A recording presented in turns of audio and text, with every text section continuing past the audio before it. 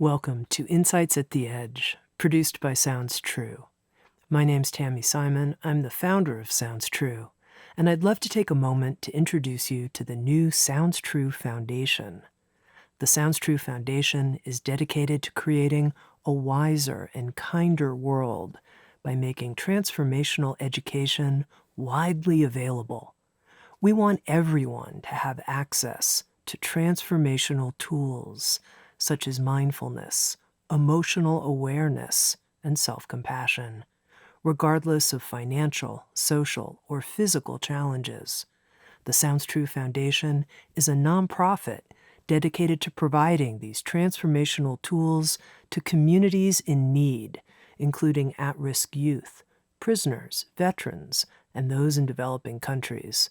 If you'd like to learn more or feel inspired to become a supporter, please visit SoundsTrueFoundation.org. You're listening to Insights at the Edge. Today, my guest is Patricia Stark. Patricia is a certified personal and executive coach and a certified body language trainer. She heads Patricia Stark Communications and specializes in helping clients build their Calmfidence, which is a word that she's coined, combining calm and confidence, helping clients build their confidence in interviews, on camera, and in daily life. She has extensive experience as a health and medical news anchor, a radio interview host, and appears regularly as a TV guest expert on topics of communication and confidence. Her new book is called Calmfidence: How to Trust Yourself, Tame Your Inner Critic, and Shine in Any Spotlight, and it's being published in September of 2021 with Sounds True. To me, communicating from our truth, from our soul, what we care the most about, and being able to connect our communication with other people, it's so important. It's the only way we get to be whole people who are bringing our true selves forward. Patricia Stark helps us develop the confidence to do so. Here's my conversation with Patricia Stark. As a way to introduce yourself, Patricia, to the Sounds True audience, I'd love to start with having you share with folks your own winding journey, your own personal path that brought you to be a communications coach and teacher. Sure. Well, thank you so much, Tami, first for having me here. I am so thrilled and have so much gratitude to be here with you today.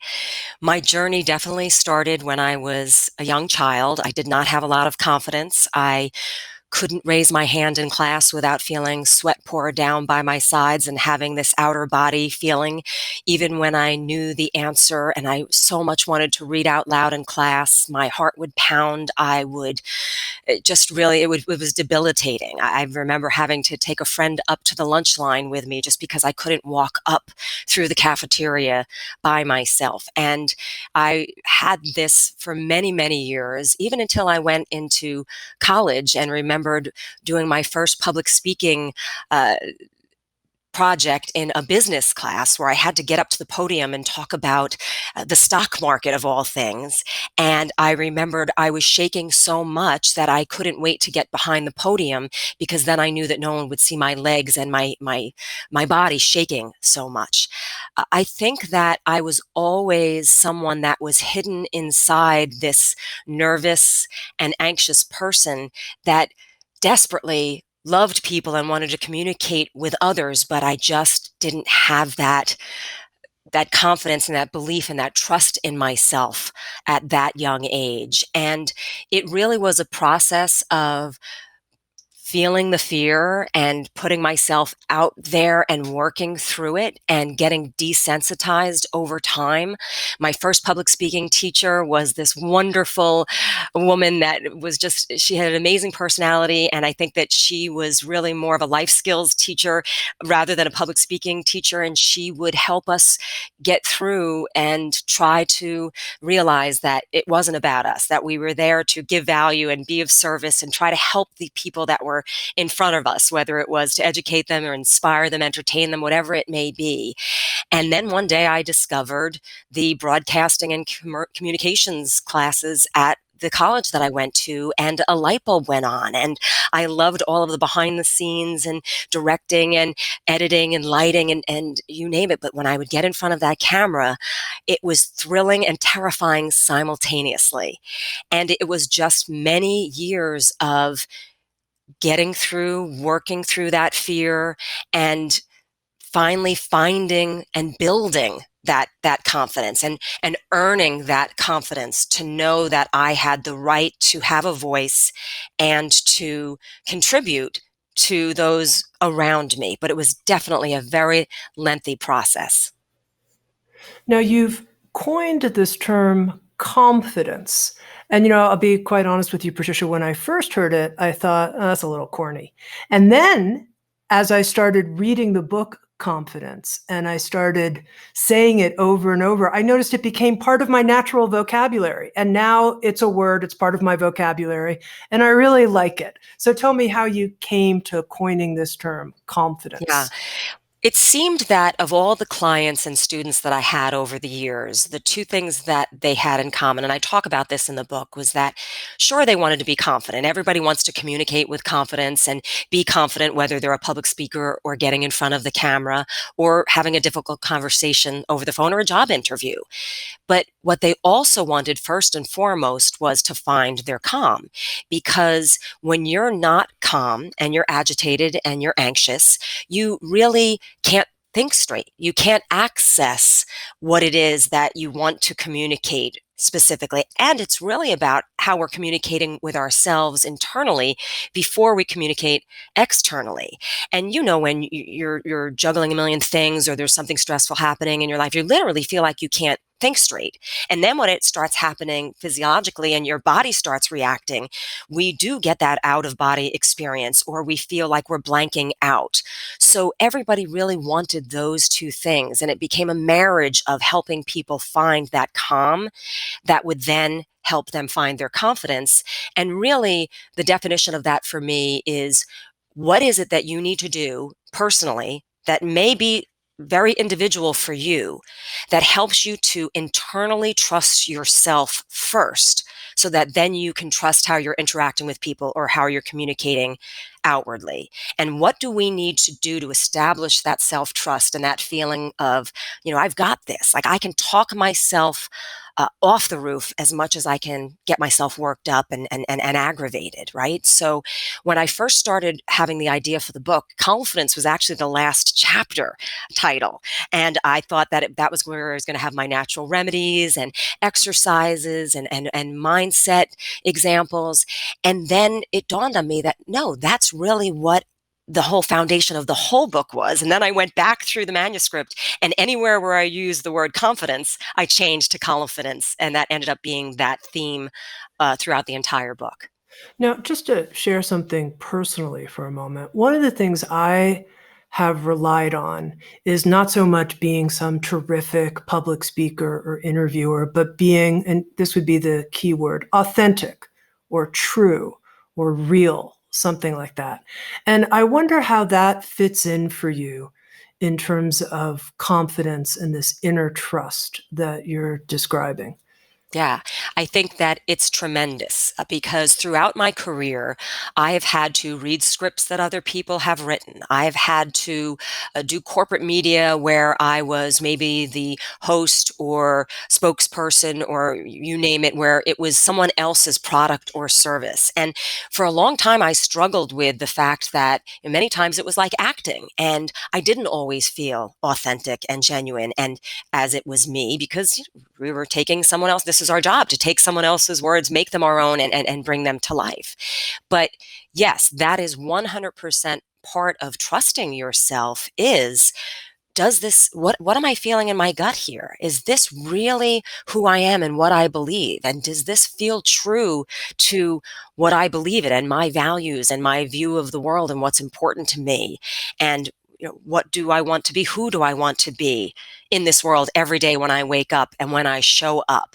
And that may be how you interact with a waiter or waitress. I mean, I see some people that get agitated or that are all upset, and they don't maybe treat somebody well who's waiting on them in a restaurant. And I'm thinking, okay, that's like really a sign of what's going on inside of them. That doesn't feel like they're okay with themselves if they might outwardly treat someone like that in their interpersonal skills. So feeling real, authentic, genuine, and knowing who you are is 100% going to affect how you communicate to the world around you.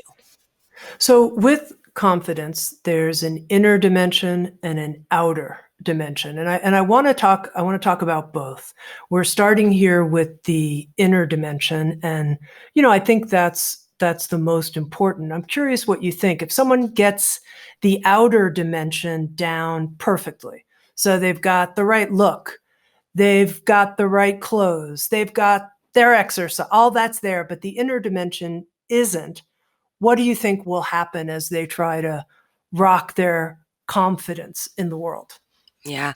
Well, I think that that's twofold. Certainly, there's something to be said for getting your act together, feeling like you look your best, you feel good, to literally where then you can forget that. You can know everything is as good as it's going to get, and you're satisfied with that, and then you just kind of push that out of the way because now I no longer have to worry about that. So yes, there's something to be said for feeling good and presenting yourself to where you're satisfied that you outwardly are confident.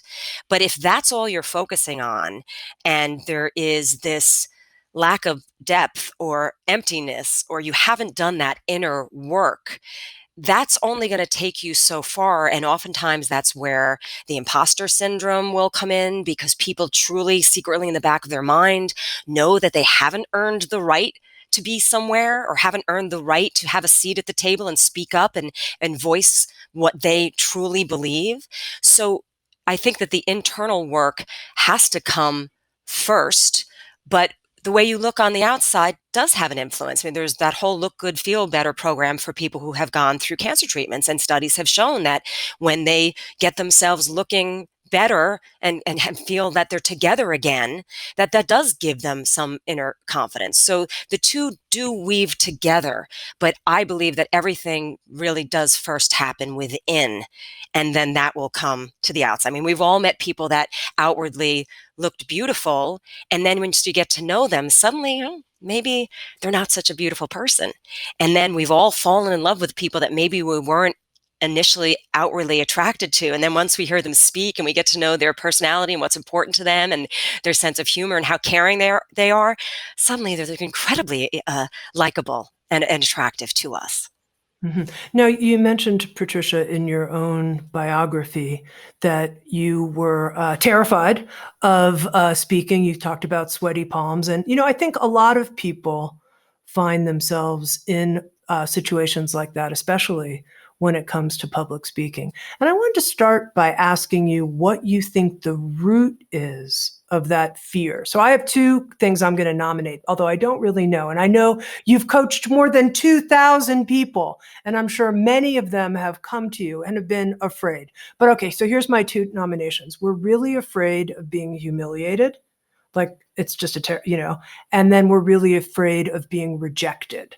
The tribe is going to kick me out. I'm going to be exiled, and I'm going to starve out there in some mythic tribal space because of the way I appeared publicly. Are those the two root causes, or is there more? Why are we so afraid? Those are pretty good root causes. I think for some people that is absolutely, both of them may be a concern. And I think, though, it can be very individual. I think that when we grow up, we hear a lot about public speaking fear, and we learn from seeing things in television and media and stories, and we hear other people's horror stories, and we internalize them and visualize them, even maybe before we even opened our mouths. Or maybe we had a bad experience when we were younger, and kids can be mean, and somebody made fun, and we carry that around like luggage, and maybe even subconsciously, and don't realize it. Or we just don't have a strong enough sense of self to where we are at the point where our opinion matters more to us than someone else's opinion. And that's hard. That's a hard place to get to, especially when we're bombarded with social media and there's so many opinions, and there's a lot of judgment, and there's a lot that you're up against when you stick your neck out there and you get into the spotlight. So I think that before you do that, this internal work on self is what is so important, so that you can get to that point where you know why you're going to stick your neck out, you know why you want to share and communicate with others. And I think that you also have to get to the point where you're not so worried about mistakes, because in media, it's really a very well-known thing that if you worry about mistakes, it's the very thing that's going to make a mistake happen. But once you learn, especially like on live television or live on stage, that that's the nature of the beast. No one is a perfect robotic scripted person. And if you just accept that mistakes are going to be happen, I'm going to be allowed to be human, you kind of can then let it go. But I think when you're not 100% sure of who you are, what your values, what your beliefs are, it's very easy to get caught up in worrying more about how you're going to be received by others than really what you know is important to you. In writing the book Calmfidence and sticking your neck out, so to speak, to use that phrase, what did you identify as your why you were doing it? What kept you at it, kept you going? Yeah.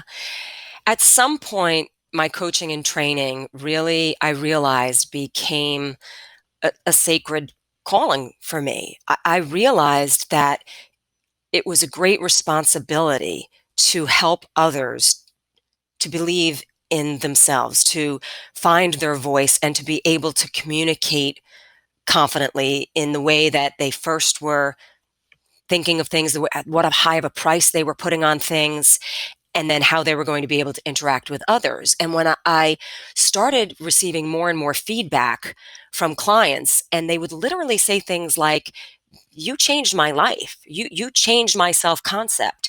You made me look at things differently or see myself differently. It was shocking to me, because when I first started coaching and training, I went through that imposter syndrome as well. I was like, what am I going to do? How am I going to do this? Is this really going to be of value? Even in the early days of thinking of writing a book, it's incredibly, you go through this feeling of, why me? Who's going to listen to me? What do I have to say that could help people? But after enough feedback comes in to you realize that you're making a difference and that you're helping others live better lives. And once you can communicate confidently internally and then with the external world, your whole world literally can change. The way that you make a living can change. The way that you work through ups and downs and problems in your life, and the different dynamics of the people that we all interact with so many different personalities throughout our days. When you can get to a place where you can feel somewhat more of a sense of control of that, but I don't want to use the word control, because there's so much that we're not in control of, although we can control how we react to the things that happen to us and the people in our lives.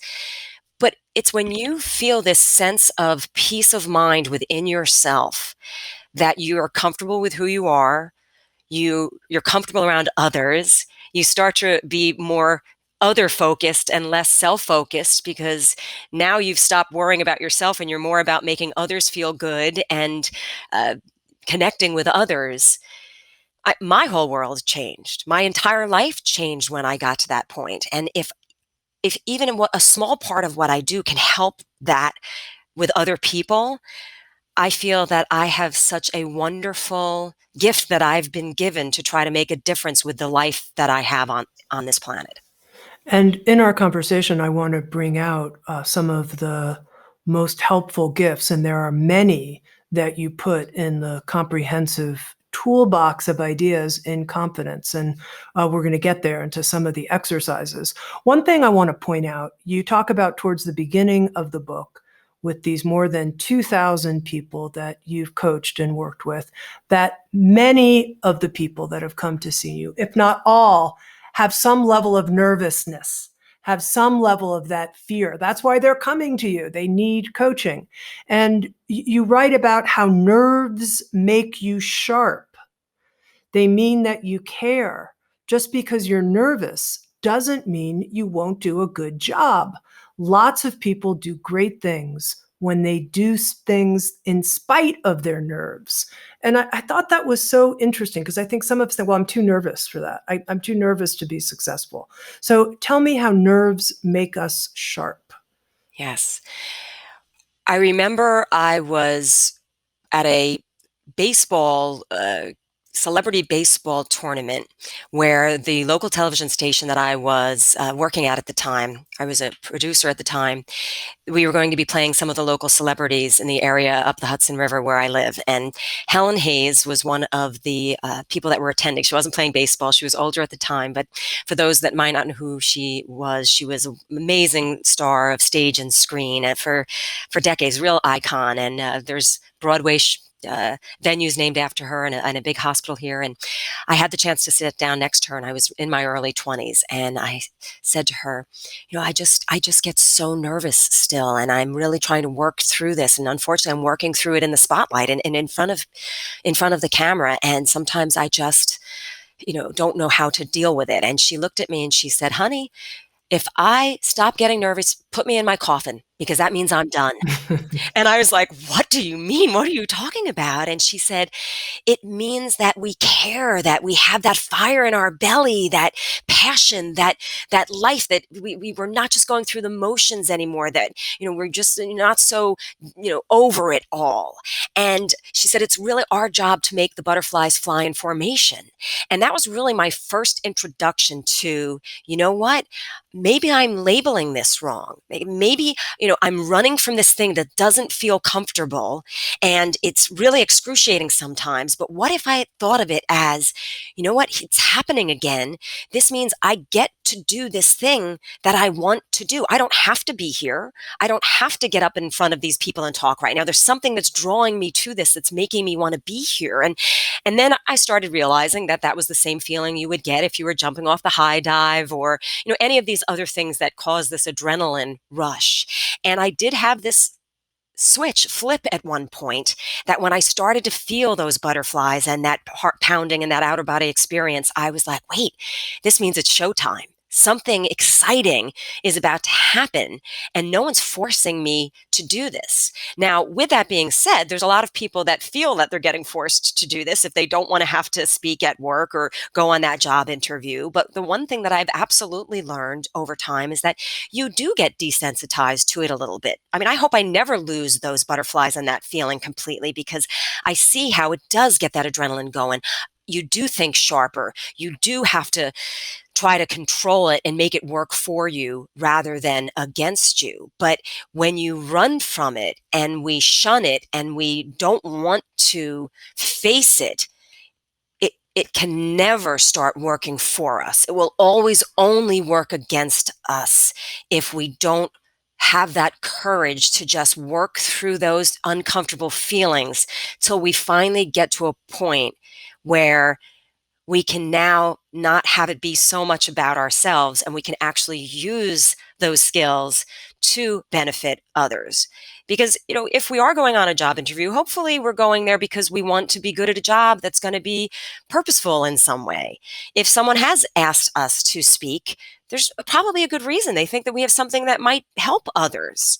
So I think it's getting to that point of, how can I work through this enough so that then I can get out of my own way?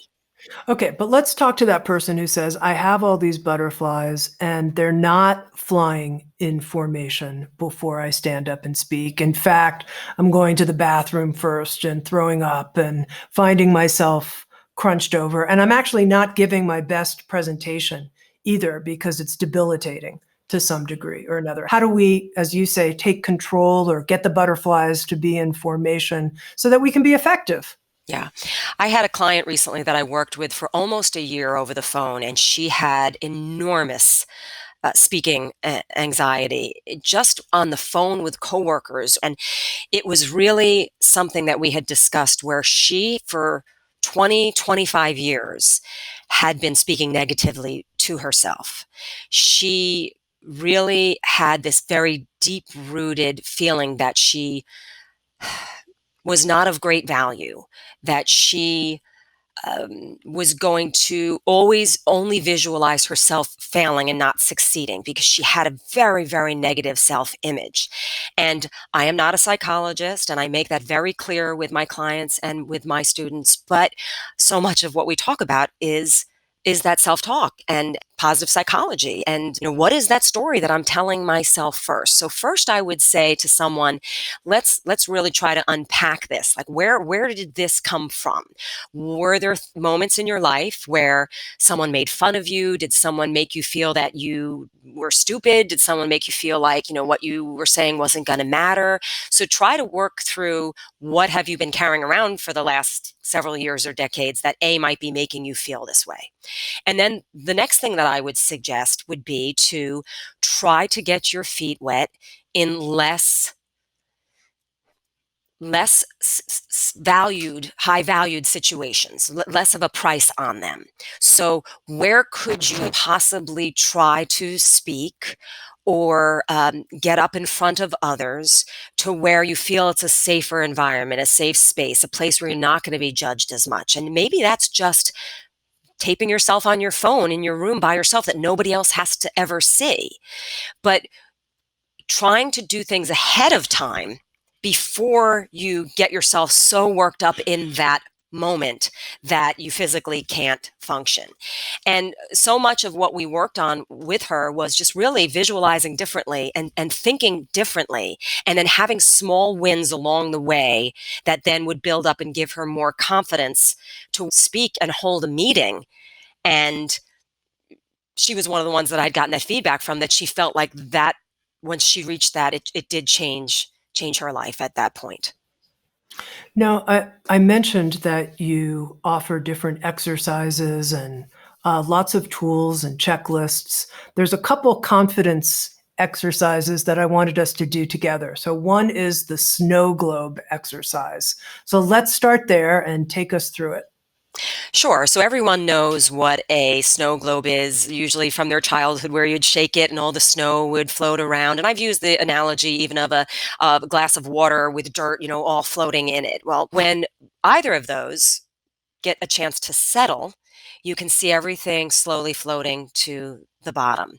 So what I like to do with my clients and students when they're feeling very agitated and really their mind just feels very filled with so many things, including stress and anxiety and fear, is to close your eyes for just a moment and picture your mind as that shaken snow globe. Everything's swirling around. Everything is just, very filling that globe, just like all of the thoughts, the somewhat 60,000 thoughts that are racing through our mind every day.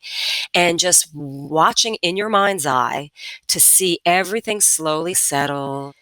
As you're breathing, slowly you're taking in that breath and you're holding it. And as you slowly release it, you're watching everything settle, settle. And you can do this, you know, very long, or you can just do a shortened version of this depending on what you're up against. But as you're doing this and you start to feel all of the snow settle to the ground, and it finally is like a fresh fallen blanket of snow, a couple of things start to happen. You're controlling your breathing, you're slowing your heart rate, and now when you're looking at that clear snow globe, it's more of a clear mind. And this can help you now start to think straight in the moment now that you have to go into. So a lot of my clients might do this for 30 seconds behind the stage before walking out onto set or to do a public speaking event, or they might do it at any different points throughout the day, it really, the beauty of it is that can be a quickie, or it can be a little bit longer depending on what you need to do. But I like this one in particular because it calms both your body and gives you that clarity of mind, so that I feel that you can think a little bit straighter and then start to visualize what you want to have go right. Just to ask you a personal question, Patricia, when you're preparing personally for an important presentation, let's say an important public talk that you're giving, what's your special secret personal protocol or preparation hygiene, if you will? Sure. So I also, with one of my other hats, I do a lot of health and medical programming and videos, and a lot of continuing health education for the medical industry.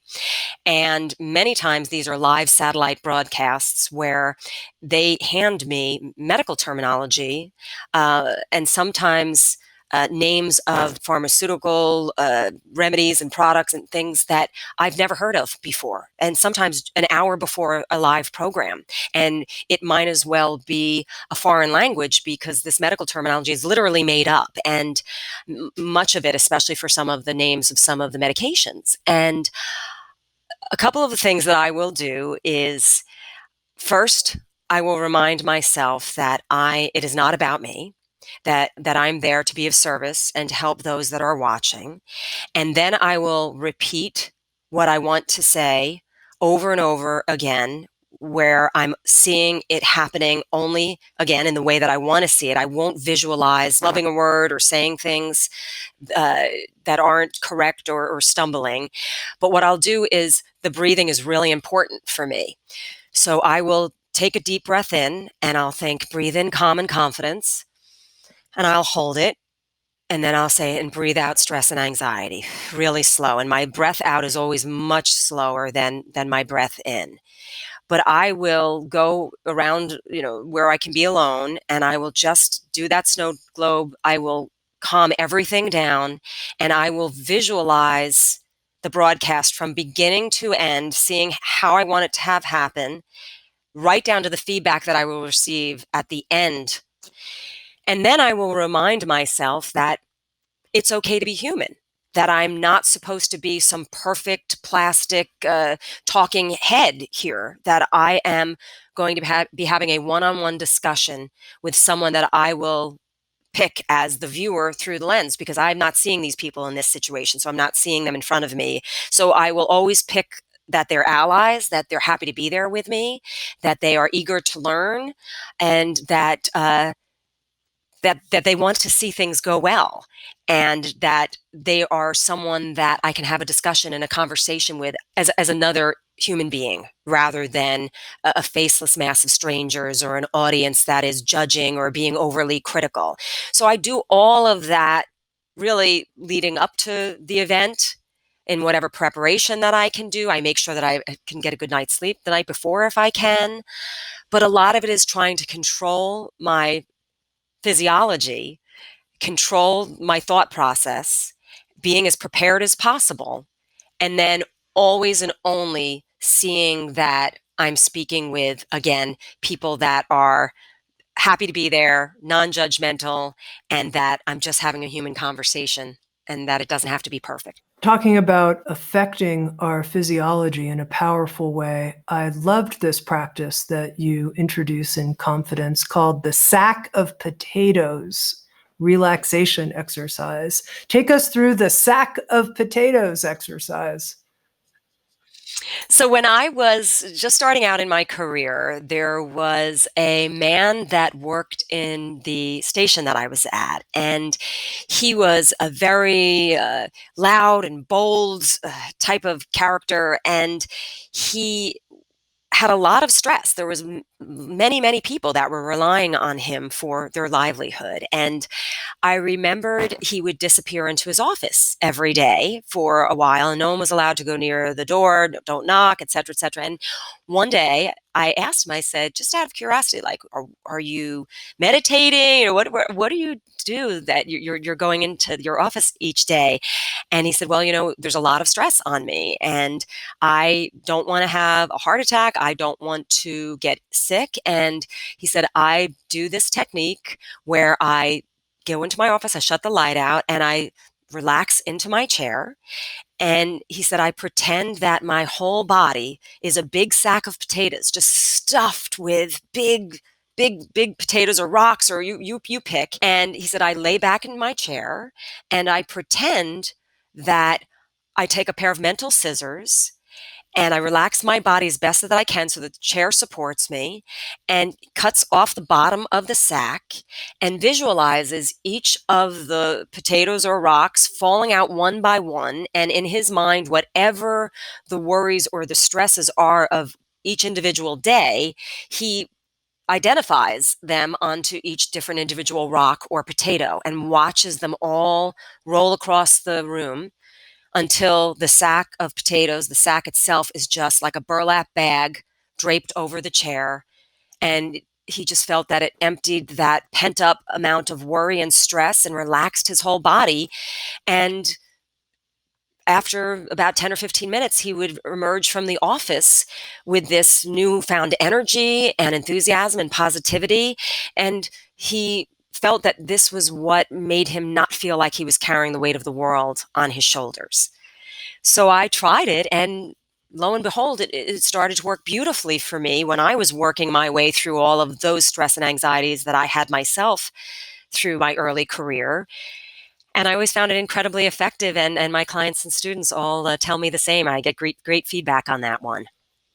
It's interesting because, of course, at this point, having been founding Sounds True 36 years ago and talking to so many different meditation teachers and hearing so many different meditation practices, I think that the sack of potatoes relaxation technique is up there with Oh, one of my favorite on the spot techniques. That's so effective and simple, and you can really feel it. You can really feel all and kind of funny too. Just sort of strange to be like a big fat sack like that. It's fabulous. I love that. it's great. And kids and teens really love that one too, because it's just fun, and it's so self-explanatory and just so easy to grasp. Yeah, it's awesome. Okay. Now you have a section of the book that you call confidence killers. These are the things that live in us, that work against us in our confidence. And one of them that got my attention, for good reason, is perfectionism. And you're talking about how it's not possible to be perfect. But for those of us who have perfectionistic tendencies, we can look back and say, well, I should have used this other word. I could have gone in this other direction. I didn't really land that point very well. This or that happened. I wished I'd done it differently. How do we work with our own perfectionism so it doesn't trip us up so much? Well, I think this might resonate with you. Something tells me that you are probably someone like myself that believes that a growth mindset is really important. And I think that when we're trying so hard to be perfect, it kind of gets in the way of having a growth mindset. Because if we're perfect, then there's no more room to grow. And I think that wanting to dot our T's and cross our I's and be organized and strive for excellence, those are all great things. But to look back and shoulda, woulda, coulda, and oh, if only, does no good. It's great to reevaluate and help us learn to move forward and say, okay, I'm going to try this next time. But when we try to be perfect, it really can make you freeze up or make you not be flexible. I can remember years ago when I worked at one of the stations that I was at, there was a guy that was one of the audio technicians, and the executive producer of the network would get so frustrated and so angry with this guy because he'd say he's such a perfectionist that he actually gets in his own way and things end up taking so much longer, and he's just so there's no room for just good enough, because especially in live television, especially when things are moving fast, especially when things are changing quickly, the ability to be flexible and improvise and have things just be good enough is really important. But when you get hung up on perfect, it can really become a roadblock. It can really just stop the flow. And I think that good enough is darn good, and it gives you room for flexibility and a growth mindset.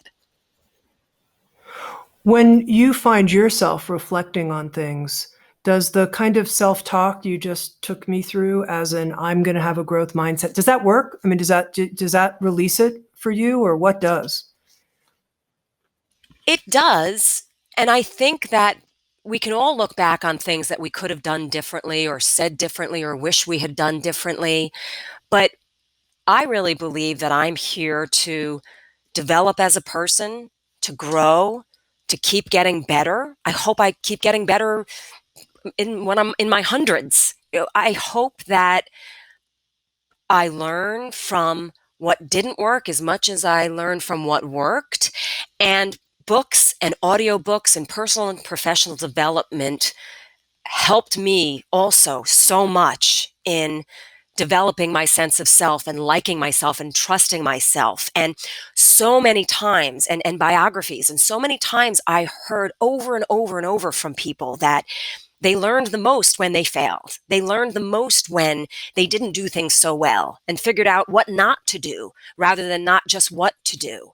So I always will remind myself of that and say, all right, well, it was a learning experience. And if it was something that helped me grow as a person and gain wisdom, gain empathy, learn something that I didn't know before because I didn't know what I didn't know until I did the wrong thing or made the wrong mistake, I'm better for that.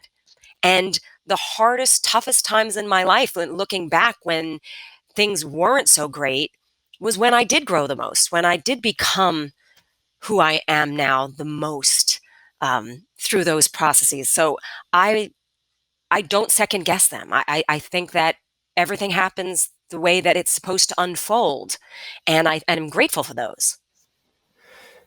You share quite vulnerably in the book about your own writing process with the book. And here you are, you're writing a book on confidence. You're the communication expert, and the pandemic starts, and you hit some kind of skid, if you will, or block in your own bringing forward this book under all of the stress that's happening. So, first of all, I just want to thank you for sharing that so vulnerably. And I think it's important for people to see that even someone who's been at this for a long time can hit a rough patch in their own communication. And I'd love to know more how you came through it to deliver such a gorgeous book. Oh, well, thank you for all that. And it was a tough time, and it was a tough time for everybody. And I think that I talk about in the book that sometimes you have to retreat so that you can emerge with force. And I don't know where I heard that saying. I've looked for it. I wanted to attribute it to something, and I couldn't find the source of that. And this was one of those times where I realized that I needed to do that. I got to a point where, like everyone, I was just trying to protect myself and my family. And it was exhausting, and none of us knew what was going to happen. I think all of our heads were spinning. And you know what? I got nothing. I got nothing to offer right now. I'm just trying to keep my own head above water. I'm just trying to get through each day. And I found myself beating myself up over it. Was I not going to meet deadlines? Was this not going to be of good quality? Was this really that important in the scope of things, of what, everybody else was really worrying about surviving in the world? And I just said, that's it. I'm just going to cut myself some slack, and I'm going to do nothing. And this was one of the most important times that I realized in my life that doing nothing was doing something. Because after I gave myself that downtime, it was refilling my cup. And after that, when things started to get a little bit more digestible, I started to have something to give again, and some refound energy, and actually some better insight into how I wanted to approach things that I felt might be important and helpful to people. moving forward, with the book. And then after the summer, and then working with some, wonderful editors at Sounds True, and just talking some things out about the book, it was amazing how things beautifully fell into place. And one thing that I will tell you also, it's a vulnerable thing to talk about because it's such an intensely individual and personal thing, is what is all of our individual journey with what we believe in as far as faith goes. And whether that's what you call source or universe or God, or whatever that is for your own truth. That was something that is incredibly deep and personal for me. And I have an extremely strong connection and relationship to what is my truth with that.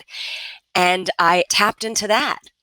And I asked for guidance and something to come through me that would be bigger than me, that could help others. And there were times that I would write, suddenly felt like I was playing the piano and it just flowed and it just came. And then when I got some of the edits back months later, I'd literally look at things and I'd look at my husband and I go, I don't remember writing that, but it came through me from somewhere. And, some people might not buy into that or think that that sounds hokey or weird, but that was what happened for me. And it was wonderful. And that's where a lot of my flow came from. Let me ask you a question about that, Patricia. How did you tap into that source? What were you doing? Were you praying, or what were you doing? I was meditating. I was praying. Praying is a form of meditation, many people feel, but I was definitely going within extremely. When I say that I wasn't doing anything, I guess that I was doing something, but because there were just many times that I would be 100% alone, just really going very internal, going as deep as I could to trying to tap into a place and a connection that I could only do alone by myself in silence, and asking for that connection and seeking it and being very open to receiving it. And I knew it when I did, and it would flow. I mean, I'm going to be so bold to say, from my perspective, that the deepest kind of well of confidence comes from that connection. Yes. That's my experience, Yes. I think. So I'm so glad that that became the taproot of the book. That's wonderful. It's beautiful. Now, I know you're a body language expert, and I found this part of the book especially interesting. And I think I'll tell you why. I sometimes think that I have a good, just to be personal for a moment, a good way of using my voice. But when it comes to my body and especially my face, oy vey, I'm not quite sure. And so I'd love to hear more. Let's just start with something simple like smiling. Because one thing I found is that when people smile and it's fake, I just can't stand it. Like, I can't stand a fake smile. But I've been given feedback, and maybe other people have been given feedback. You should smile more. And I think, well, great. I'd smile more if I felt like smiling. So how do you help people smile more in a genuine way? Yeah. It's interesting because you're a very internal person and you're always thinking, you're processing and thinking first inside. You're not always aware of what messages you're sending externally. So one of a very strong lesson in this for me was I was teaching a workshop one day, and I noticed that one of the women that was sitting up towards the front of the room had a horrible look on her face. And she really looked very dissatisfied and angry and upset. And I'm thinking, well, I really need to approach her at lunchtime to find out if she's dissatisfied with something. Is there a problem, et cetera, et cetera. So of course, who ends up running up to me first during the break to tell me how much she's learning and how wonderful the day has been. And I look at her and I say, are you kidding me? This is crazy. I thought that you were so unhappy and so dissatisfied, the way that your face was looking. And she says to me, oh, well, I'm so sorry. I've been told that when I'm really intensely listening and very interested in something, that I get this terrible look on my face. And I start to chuckle and I'm thinking, oh, she's already been told this, and she hasn't worked to try to to correct it, but not that she needed to in that situation, because she wasn't the one that was on. She was the one that was receiving the information. But when we are outwardly interacting with people, we know that you have a beautiful, wonderful communication tool in your voice, and that is the microphone of our body. And you use it, absolutely wonderful. And I told you that when we first said hello, because I've listened to so many of the podcasts. But all of our body language is our toolkit. So we need to be more aware of what is our face saying to others? What is our body language saying to others? Because if we want to be a great communicator and have great interpersonal skills, we want others to feel comfortable around us. And if we're doing things that we're not aware of that might be making other people feel uncomfortable or guarded or not wanting to necessarily open up to us and be around us, we need to investigate that, and we need to have a little bit more understanding of all of our tools. So kind of be like, your plumber's showing up with his toolbox, and he's got the ones he's really good at, and he's like, well, there's this box of tools here, and I don't know how to use them. He wouldn't be a great plumber. So we would expect that we need to learn about all of these things. And that's why I videotape people a lot when I'm training them, so that they can get that self-awareness and understand, wow, I thought that I was smiling. So what I would say as far as the smile that you started off the question with is that if it's going to be a put on, then don't even bother, because you're right. It sends the wrong message. It's phony. It's a turnoff. It's a fake. But that's when, again, we have to go inside and what is that self-talk? What is that story that we're telling ourselves? Am I genuinely happy to be here? Am I glad to have this opportunity to communicate and to be among these people? And sometimes we have to check that before we walk into a communication situation, so that we can be that self-aware of what our face and our body language is going to say to others. And when we start being aware of that, then we start also noticing other people's facial expressions and body language. And it's not being a mind reader. It should lead us to ask them how they're feeling and have more lines of communication open. But certainly we might not be somebody that grew up smiling a lot, or, I've worked with people that were taught that smiling was a sign of weakness or that it was silly. But then we have to then again reflect and say, okay, what is my goal for this communication situation? How do I want the people around me to feel?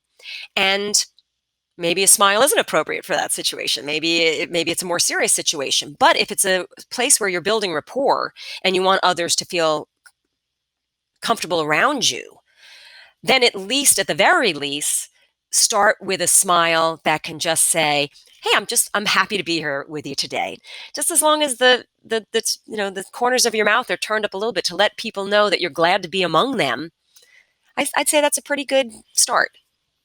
Okay, beyond smiling, what other ways can someone be aware of their face if their goal is to be connected, warm, coming across well, bright, alive, interested, and natural? Yes. What are the self-awarenesses Yeah. one needs to have about their face?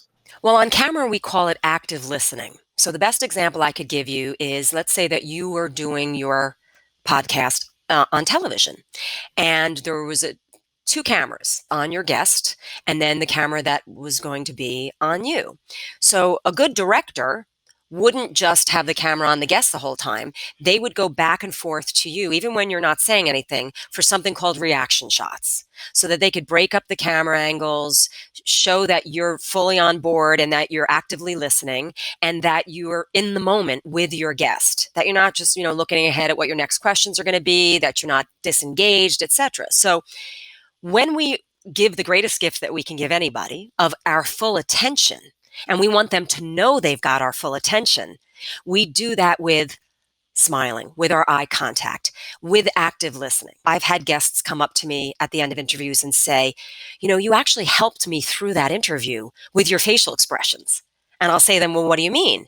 And they'll be like, well, your head nods and the way that you use your eyebrows and the way that you looked at me and the way that you smiled at different moments. I knew that you were digesting what I was giving you. I knew that you understood my points. I knew that you were really listening to me and not just going through the motions. And that's like some of the greatest feedback that I could ever hope for after doing an interview with someone. So make sure you're fully present, really engaged, and really you're helping the other person communicate, and you're letting them know that they've got your full attention.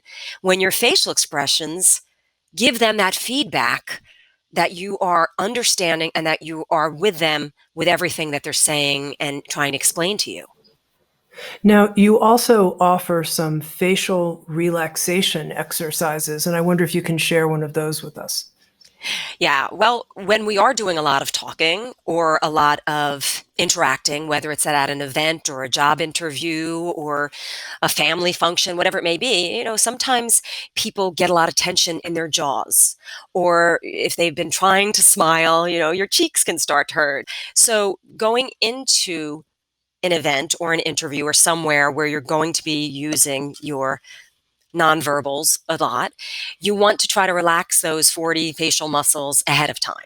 So there's a great one called pumpkin raisin where you kind of suck in your lips like you're sucking on a raisin or you just ate a sour lemon, and you kind of squeeze it in, and then you push it out like a blowfish or a pumpkin, and you really extend your cheeks. So that's why it's called pumpkin raisin. And you do this several times, and that will kind of relax those facial muscles and get that all kind of working. And a lot of actors will just kind of widen their mouth, open up their mouth along with the pumpkin raisin. And that just kind of gets the juices flowing, loosens up that jaw, and gets you so that it's almost like warming up before you do a workout. Because sometimes communicating and interpersonal skills can feel like a workout, depending on how long the event or the interaction is that we have.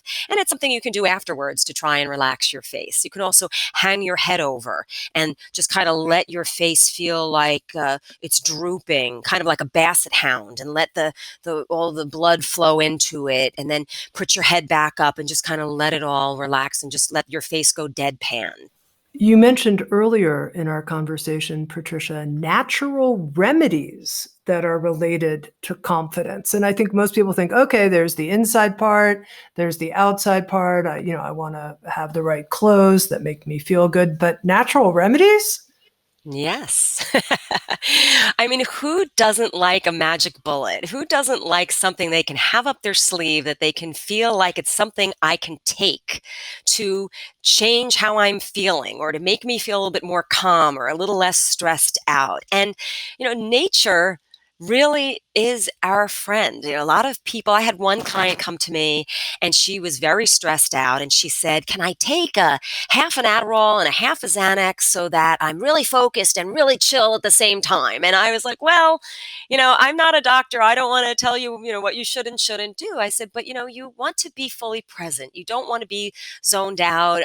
I've had other clients that will take a glass of wine before something, and then they spend the rest of the time trying to clear their head before they have to speak. So those things don't always serve us well. It's a different story if you're someone who really suffers from extreme anxiety and you have to take a beta blocker or you have to take something that a doctor recommends. That's all fine and good, and that's something to talk to a doctor about. But there are different foods, and there's something wonderful called lemon balm that someone told me about many years ago. She was going through cancer treatments and she was getting very, very anxious, and her doctor told her about it. He's like, rather than taking something that's a prescription, he said, try this, and sometimes it just takes the edge off. So she had success with it, so I went out and I bought some, and it's just a little tincture. You put it under your tongue, like the way you might take echinacea or something like that. And I found that it did take the edge off, almost the way that maybe a half a glass of wine might have at one time.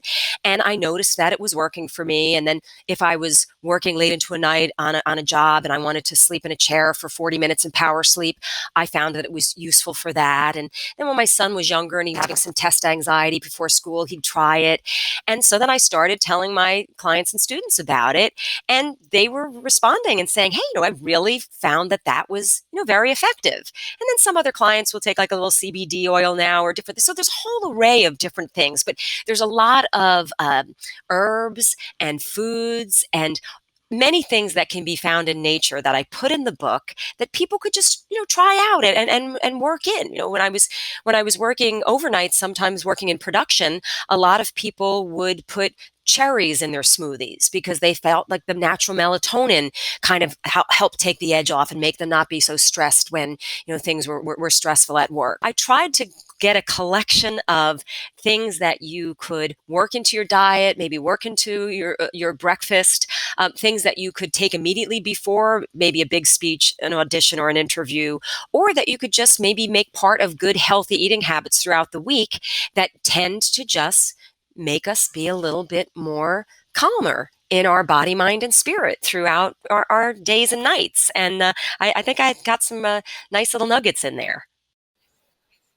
And again, just to make it personal, because I'm curious, which is your go-to move for you personally? My go-to move, I definitely, when I make my smoothies in the morning, I almost always have nice, sweet, dark cherries. So that's definitely part of my daily regimen, I would say. And I always have lemon balm on me. It's always in my bag. I have it not only just for myself, but sometimes if I want to give it to a client or I want to tell people about it or share it with them. So I love that one. I would also say that tea. I'm definitely a tea junkie. Teas, and there's many different teas that I have that I talk about in there.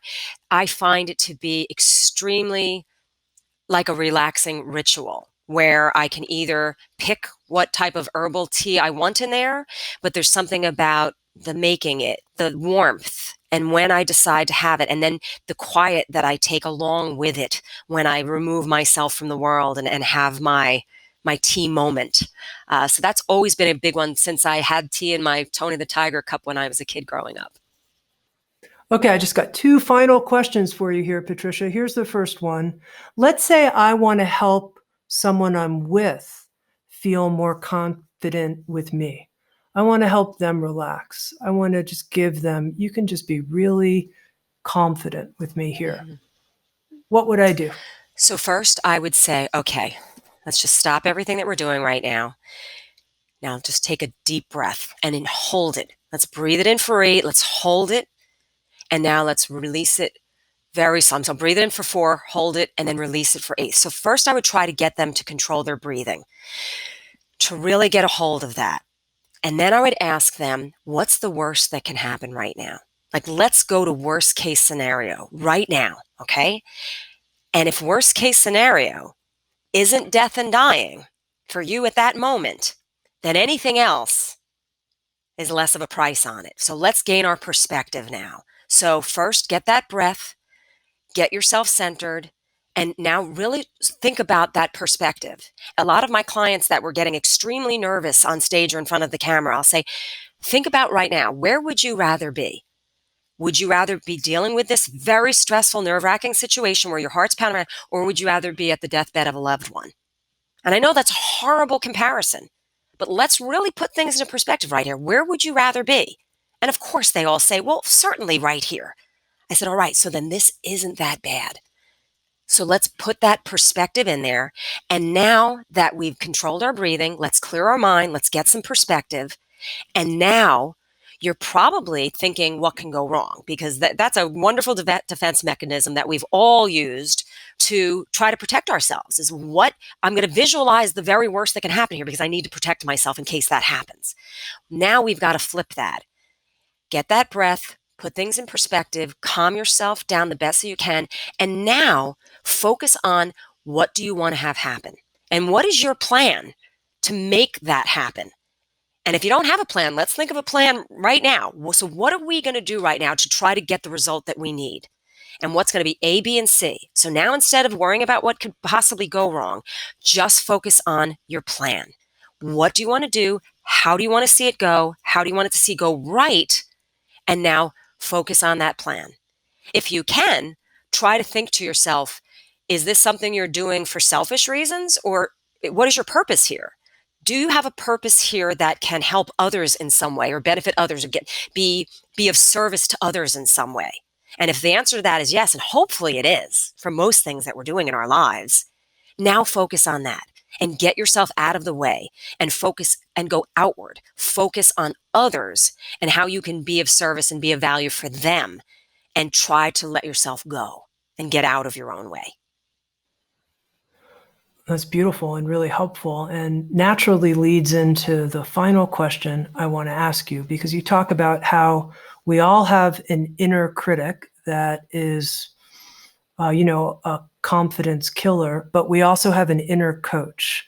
So right here for the person, they've got their plan, they're going forward. What might their inner coach sound like? Because I think a lot of us, we really know the sound of our inner critic, but we're not that familiar with what our inner coach might say to us. I would say, think of someone in your life. Maybe it was a teacher or a coach or a mentor or that favorite beloved aunt or parent or friend, someone that you could trust, that was your biggest fan, that would only want to see great things for you and always somehow knew what the right thing to say was. That is what your inner coach should sound like.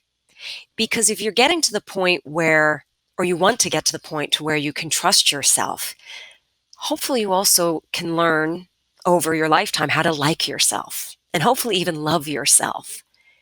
And if there is a part of you that likes and loves yourself, even just a little, that's the part of you that should be your inner coach. That should say to you, look, you can do this. You're a great person. You want to help others. You want to do good. You want to be good.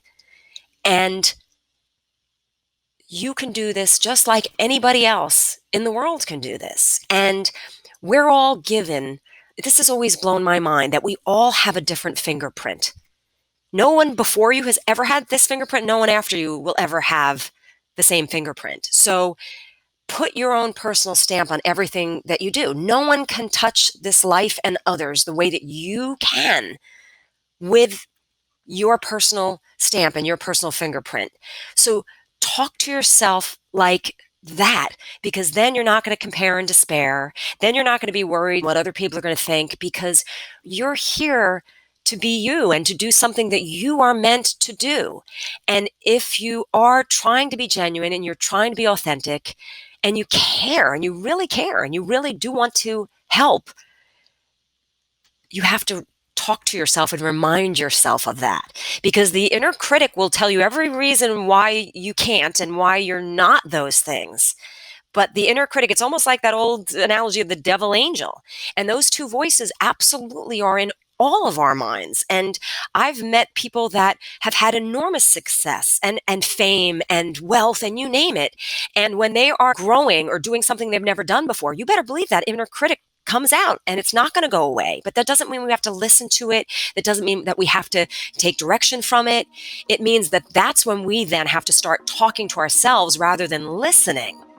So you're making an active choice to talk to yourself as that coach that cares and values yourself, rather than listening to the negativity and that inner critic that's like the squatter in the back of the mind that is always going to be there. But we can override it with our inner coach. I've been speaking with Patricia Stark.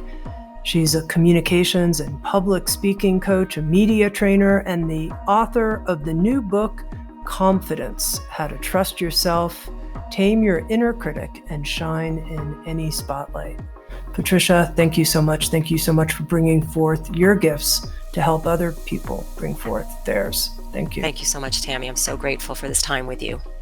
Thank you for listening to Insights at the Edge. You can read a full transcript of today's interview at soundstrue.com/podcast. And if you're interested, hit the subscribe button in your podcast app. And also, if you feel inspired, head to iTunes and leave Insights at the Edge a review.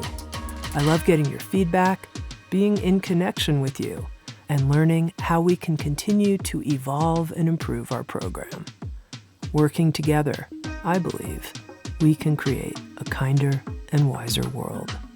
SoundsTrue.com, waking up the world.